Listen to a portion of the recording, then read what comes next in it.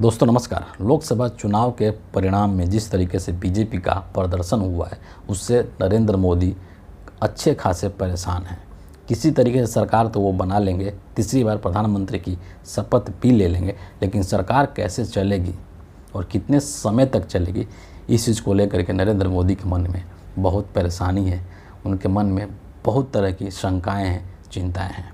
इन सभी चीज़ों से मोदी जी गुजर रहे हैं, लेकिन जो कांग्रेस पार्टी है वो नरेंद्र मोदी के ऊपर एक एक करके अटैक करती जा रही है। अभी 2 दिन पहले जिस तरीके से राहुल गांधी ने एक तरीके से खुलासा किया था कि शेयर मार्केट के अंदर कैसे 30 लाख करोड़ रुपए का घपला किया गया है फर्जी एग्जिट पोल के माध्यम से, और उसके लिए जेपीसी के इंक्वायरी की मांग भी राहुल गांधी ने की थी। अब जो है एक और नया इन्होंने हमला किया है एक तरीके से मोदी सरकार के ऊपर जो अभी बनने वाली है। और दिल्ली के अंदर दरअसल हुआ ये कि कांग्रेस वर्किंग कमेटी की एक मीटिंग हुई और इसमें कांग्रेस पार्टी के तमाम जो बड़े बड़े लीडर्स हैं, जो एमपीज हैं और भी जो लोग हैं, वो सभी इसमें शामिल हुए थे। और वहाँ पर एक प्रस्ताव पास किया गया और राहुल गांधी को ये रिक्वेस्ट किया गया है कि आप जो हैं वो लीडर ऑफ ऑपोजिशन का पद संभालें। राहुल गांधी से रिक्वेस्ट किया गया है। राहुल गांधी ने बोला है कि मैं इस पर विचार करूंगा और मुझे थोड़ा सा वक्त दीजिए। जैसे ही ये खबर बाहर निकली, मीडिया में आई, तो बीजेपी का जो खेमा है, नरेंद्र मोदी की का जो खेमा है, उसमें खलबली मच गई। आप समझ सकते हैं कि ये जो लीडर ऑफ ऑपोजिशन का जो पोस्ट है ये कितना महत्वपूर्ण है।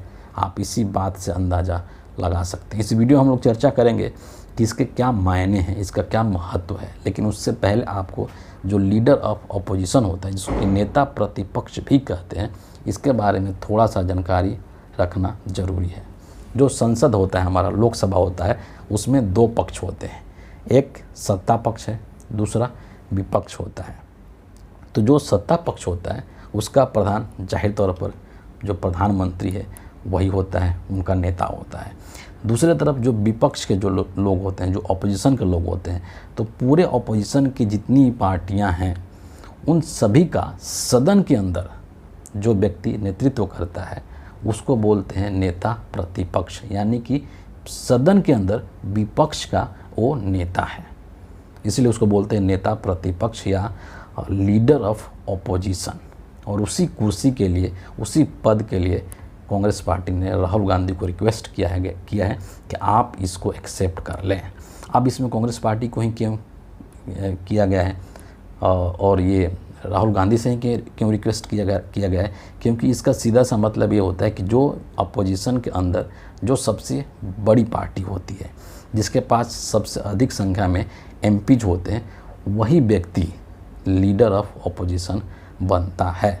अभी 2024 का जब ये नतीजे आए हैं तो इस वक्त कांग्रेस पार्टी के पास 100 एमपीज हैं, 100 एमपीज है, और ये मुझे लगता है कि अगले कुछ दिनों में 101 या 102 की संख्या तक पहुंच जाएगा। तो जाहिर तौर पर कांग्रेस पार्टी यहाँ पर सबसे बड़ी पार्टी है ऑपोजिशन के अंदर, तो इन्हीं का जो व्यक्ति होगा वो लीडर ऑफ ऑपोजिशन के रोल में होगा।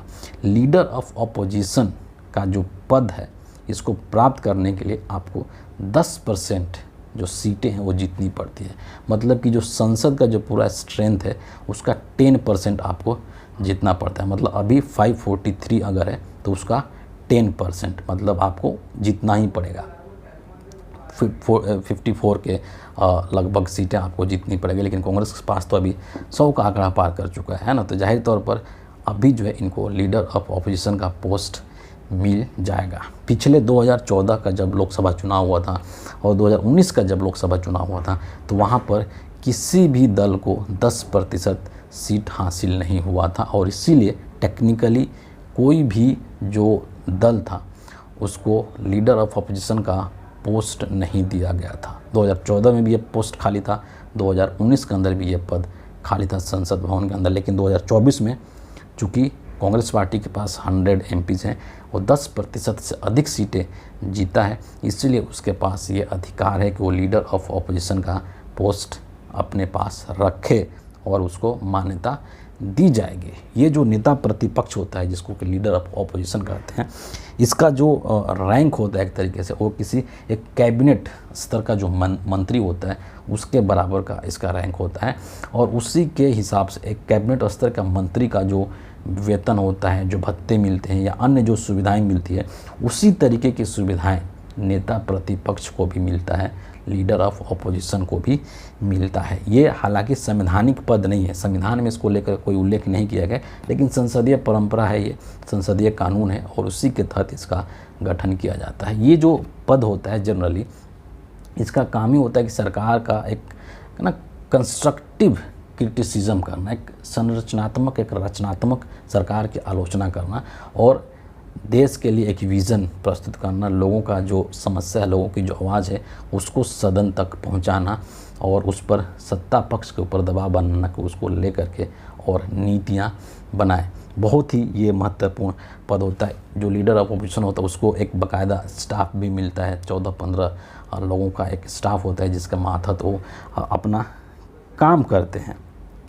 अब जो है यहाँ पर एक चीज़ समझना ज़रूरी है कि जब इतना महत्वपूर्ण ये पद है और इस पद को लेकर के जब कांग्रेस पार्टी के लोग राहुल गांधी को चाहते हैं कि आप इस पद पर आए, तो इसके बहुत सारे मायने हैं। क्योंकि आपको पता है कि राहुल गांधी आज के समय में विपक्ष के कहिए या फिर हिंदुस्तान का कहिए, सबसे बड़ा एक नेता के रूप में वो भर चुके हैं। एक सर्वे मैं यहाँ पर जिक्र करना चाहूँगा, मैं क्यों बोल रहा हूँ कि हिंदुस्तान का सबसे बड़ा नेता।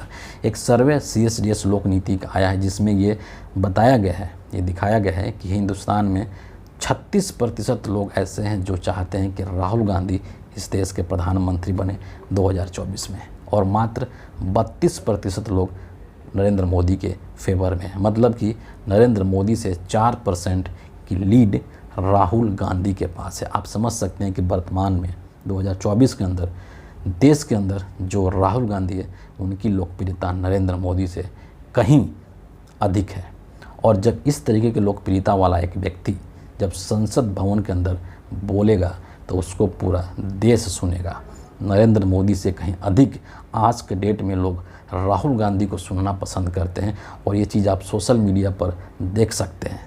जो देश के अंदर जो गोदी मीडिया है वो भले नहीं दिखाता हो, लेकिन सोशल मीडिया के जितने तमाम प्लेटफॉर्म्स हैं, चाहे यूट्यूब हो, ट्विटर हो, इंस्टाग्राम हो, तमाम चीज़ें वहाँ पर राहुल गांधी कहीं दूर हैं, कहीं अधिक उनका जो व्यूअरशिप है, जो उनको देखने वाले और सुनने वाले लोग हैं वो बहुत ज़्यादा हैं।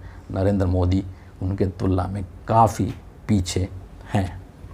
इसीलिए जिस व्यक्ति को लेकर के इस देश में लोगों के अंदर इतना प्यार है, इतना मोहब्बत है, इसीलिए कांग्रेस पार्टी के लोग चाहते हैं कि Rahul Gandhi leader of opposition का जो पोस्ट है वो स्वीकार करें, एक्सेप्ट करें। यहीं तक मामला ये इतना ही नहीं रुकता है, बल्कि तमाम जो समितियां होती हैं या बहुत सारी जो नियुक्तियां होती हैं उसमें नेता प्रतिपक्ष की एक बहुत ही महत्वपूर्ण भूमिका होती है।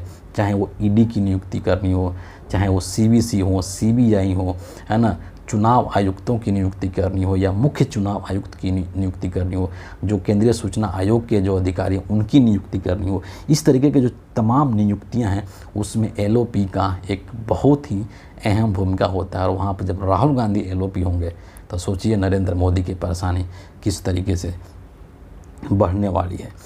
और सवाल सबसे मुख्य चीज़ क्या, आपको याद होगा वो दिन जब संसद भवन के अंदर राहुल गांधी ने हिंडनबर्ग रिपोर्ट को लेकर के भाषण दिया था और अडानी और नरेंद्र मोदी के रिश्ते को लेकर के सवाल पूछा था। ये नरेंद्र मोदी का सबसे कमज़ोर नब्ज़ था जिसके ऊपर के राहुल गांधी ने हाथ रख दी थी, और उससे नरेंद्र मोदी इतने तिलमिला गए थे कि उसका रिजल्ट क्या हुआ था आप सबको पता है। किस तरीके से एक पुराने केस को खोल करके मानहानि के मामले को और राहुल गांधी को उसमें अधिकतम सज़ा दे करके और संसद की सदस्यता से इनकी सदस्यता ले ली गई थी, इनके बंगला खाली करवा लिया गया था। बाद में सुप्रीम कोर्ट के माध्यम से उसको उसकी बहाली की गई। तो जब राहुल गांधी उस वक्त में जब बोल रहे थे तो एक सामान्य MP के तौर पर बोल रहे थे, एक सामान्य सांसद के तौर पर बोल रहे थे, और उस वक्त में जो वहाँ पर लोकसभा का स्पीकर था वो BJP का स्पीकर था। और यही कारण था कि राहुल गांधी के उस भाषण के अधिकांश हिस्से को काट दिया गया था, संसद के रिकॉर्ड से उसको हटा दिया गया था, संसद के रिकॉर्ड में उसको डाला ही नहीं गया था। लेकिन अब क्या होगा, जब राहुल गांधी एक LOP की हैसियत से संसद भवन के अंदर बोलेंगे और जब मुद्दे उठाएंगे वहाँ पर, जब सवाल पूछेंगे सत्ता से, तो उसका क्या होगा, उसका 2 असर होगा। नंबर 1, सत्ता पक्ष को यानी कि नरेंद्र मोदी को उन सवालों का जवाब देना पड़ेगा। नंबर 2 कि LOP के जो भाषण होंगे, जो सवाल होंगे, उसको चाह करके भी पार्लियामेंट के संसद के रिकॉर्ड से नहीं हटाया जा सकता, उसको डिलीट नहीं किया जा सकता है, चाहे वो कोई भी स्पीकर हो। और अभी जो जिस तरह की स्थिति है उसमें तो ये चीज़ें निकल करके सामने आ रही है कि संभवतः लोकसभा का स्पीकर इस बार बीजेपी का नहीं बन पाएगा।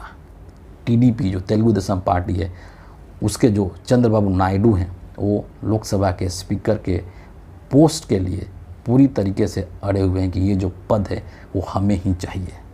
आप सोचिए कि नरेंद्र मोदी के अंदर कितनी बौखलाहट होगी, कितनी बेचैनी होगी कि ये जो बंदा है राहुल गांधी, जिसकी किस देश में इतनी लोकप्रियता है, और ये जब किसी मुद्दे को उठाएगा तो उसका जवाब नरेंद्र मोदी क्या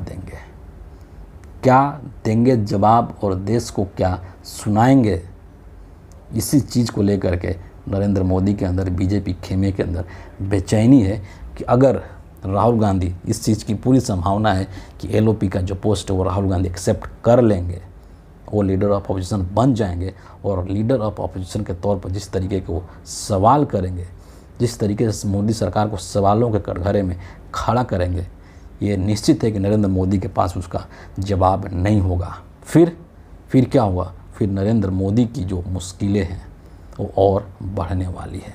नरेंद्र मोदी जो हैं इस देश के लोगों का सामना नहीं कर पाएंगे। सबसे पहले तो जो शेयर मार्केट स्कैम हुआ, इसी को लेकर के JPC की मांग की जा रही है। नरेंद्र मोदी क्या जवाब देंगे कि किस तरीके से एग्जिट पोल तैयार किया गया था, क्यों देश के गृह मंत्री और प्रधानमंत्री लोगों को शेयर मार्केट में शेयर खरीदने की सलाह दे रहे थे, किस हैसियत से सलाह दे रहे थे, और किस तरीके से जो देश की तमाम सर्वे एजेंसियां हैं, जो एग्जिट पोल बनाने वाली एजेंसियां हैं, वो किस आधार पर ये सब चीज़ें बता रहे थे कि 400 पार आएगी। क्या जवाब देंगे नरेंद्र मोदी। आप समझ सकते हैं कि नरेंद्र मोदी के जो इमेज है, जो उनकी छवि जो गोदी मीडिया ने गढ़ रखी है एक विश्व गुरु की और पता नहीं क्या क्या, उसके ऊपर किस तरीके से डेंट पड़ने वाला है। जो बाकी जो कसर बची हुई है नरेंद्र मोदी की, उसको संसद भवन के अंदर ऑन रिकॉर्ड राहुल गांधी उसको एक तरीके से तहस नहस करने वाले हैं। और इसीलिए इस रिपोर्ट के बाद, इस खबर के पास भाजपा के खेमे में बेचैनी है, घबराहट है कि क्या होगा। ये तो कांग्रेस वाले एक से बढ़कर के एक कारनामे कर रहे हैं। तो फिलहाल इस वीडियो के लिए इतना ही है। आप सभी का बहुत बहुत धन्यवाद।